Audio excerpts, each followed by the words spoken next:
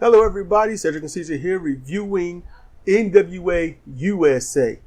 And this opens up with Luke Hawx versus the Thrillbilly Silas with Pollo de Mar, which is, as Sidra translated for me, chicken of the sea. Yep. And you know what? Pollo de Mar, beautiful person. Beautiful. Good makeup, good wig, hair. It's all good. Beautiful. Beautiful. If you're looking at the chicken of the sea, you know what's inside the can, don't you? What? Tuna. Tuna. Yes. But I guess chicken of the sea sounds better than calling yourself tuna. Yeah. So, look, the match between Luke Hawx and Thrillbilly is a lot of wrestling programs you can watch. This is one of the best matches. This match, I'm not exactly thrilled about, no pun intended, I'm not really thrilled about how it ended, but in general, this match was so rustic. It was just a fight. It looked like a struggle. It looked like a battle.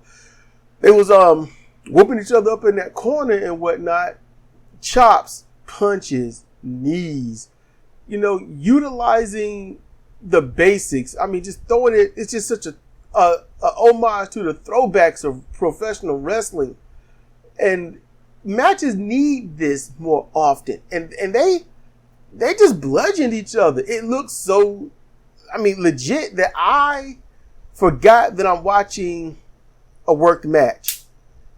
I forgot I was watching the work match. I'm just watching. Then Luke hit a nice belly to belly. He kept hitting the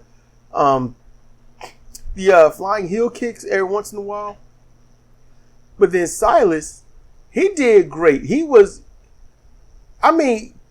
taller, stronger, and showed it. Doing clotheslines that would look epic, but they were effortless how he was doing them. Body slams. Strong body slams.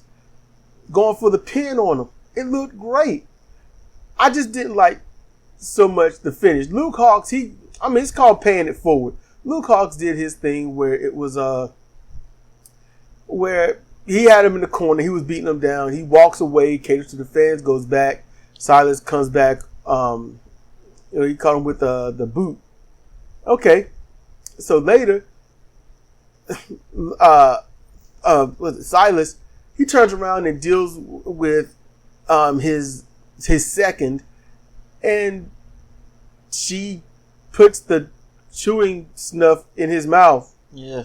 And then they kissed. I didn't mind the kiss, but the snuff sharing was gross. The kiss was beautiful. It was a beautiful thing, but the snuff, there's just, that was just nasty. Nasty. So when he turns around, he catches a strong heel kick, just bowls him over with it. Luke Hawx gets the cover, the 1, 2, 3. He's calling to battle homicide, and that's how that is, So after that, we got Silvio Esquire, who basically goes over some things, saying that he's not happy with how things are going, and that Eric Jackson shouldn't get a match tonight. And look, if he's an actual lawyer, he don't come across as one. He don't look like one. He just don't. Every single one that tries to do the whole lawyer gimmick always has some paraphernalia on them where you can look and just say, you're not a lawyer. Everybody's got something. Whether it's you got everything down, but you don't have a shirt on under your jacket, or you've got everything looking right, beard don't matter, facial hair don't matter, but then you got to have a headband or do-rag with glasses on top of them, and there's some weird thing sticking out the side, like a fishing line. There's always something. But then he's like, Billy Corgan, we're gonna have an issue with you. We have to put you in court and stuff. And he says the matches are gonna happen. Okay, fine. And so after that, we've got Austin Idol and Black G's, and they sort of have a hash out thing on who's in charge And Black Jesus like, look, I'm trying to come up because we should be equals. It's about the group, which is the proper mindset to have. If you're going to have a faction, it's about the group, not the individual. And also not like made a point to tell him that, you may be functioning autonomously, but you still have a boss. Yeah. And Black Jesus, because he's like, this eats away at my soul. And they go back and forth, and he's like, I know you're not wearing your junior name badge. What happened to that? He's like, yeah, about that. Look, we just dropped the juniors, and nothing got settled. So what this does is it lets you know it's setting up a possible split, or they could strengthen. It's hard to say, because if they push Idol out, then Idol becomes a face. Also, Idol, he'd be a great face. So he knows what he's doing. So this is what's good about the NWA. You don't know where it's going. You can make the speculations. Then they say, nope, curveball. It was neither one of those. I like that. So then we get this next thing going. So the National Heavyweight Championship is on the line. NWA's National Heavyweight Championship. And it features the Distraction, Eric Jackson, versus the Dane event and champion, Jax Dane. This match went exactly how I thought it was going to go. It went exactly how everybody thought it was going to go. Yeah. Just not 45 seconds the way Jax predicted last show. And it was good. It was a good match. It was short-lived. Eric Jackson shined a good bit. Putting on the battle, doing what he can. He has some good body blows and whatnot, but at the same time, no effect. Jax Dane turned on him, beat him down. And Eric Jackson, you can tell he's been wrestling. His shoes falling apart. Yep, so flopping away. And after that, set him up, runs out the corner with the lariat. And he took that clothesline right across the face. Mm-hmm. We rewound it a few times. I'm like, nah. Eric Jackson didn't get his hands up or nothing. He took that clothesline right across the face, and he was done. Mm-hmm.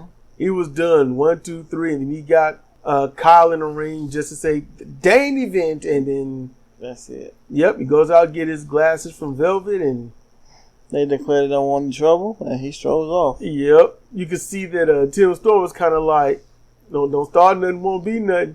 Tim Storm like, I don't know what you're mad at.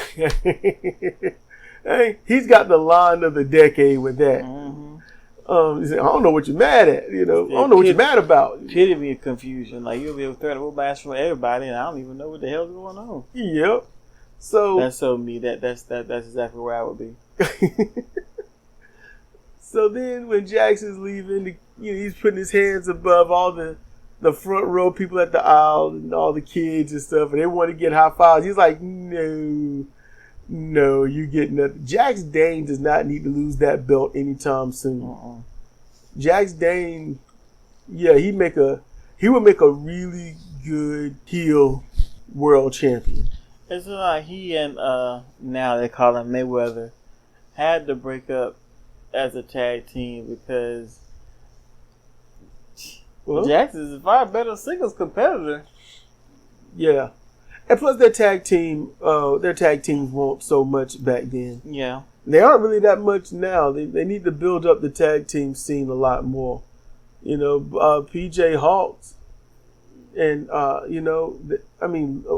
what's the name of the team? I can't remember. Hawx Aerie. Yeah. They aren't even teaming up anymore. But they got some teams. They got a couple of teams, but they need about 5 teams, and then they can get that going. Yeah. They got 2 shows, and that's good, but I really think they could do well either with another show or at least feature 2 singles, 1 tag every show. Yeah. I think that would help. But hey, that's going to do it for us. Not a long show, and they don't have a long show, and we're trying to do this as brief as possible. Yeah, brief. So, it's been Sedrik and Sidra for CR Wrestling on reviewing NWA USA. So thank you for your time, patience, and energy. Check me out on YouTube, CR Fire Pro. And with that, y'all take care. See you next time.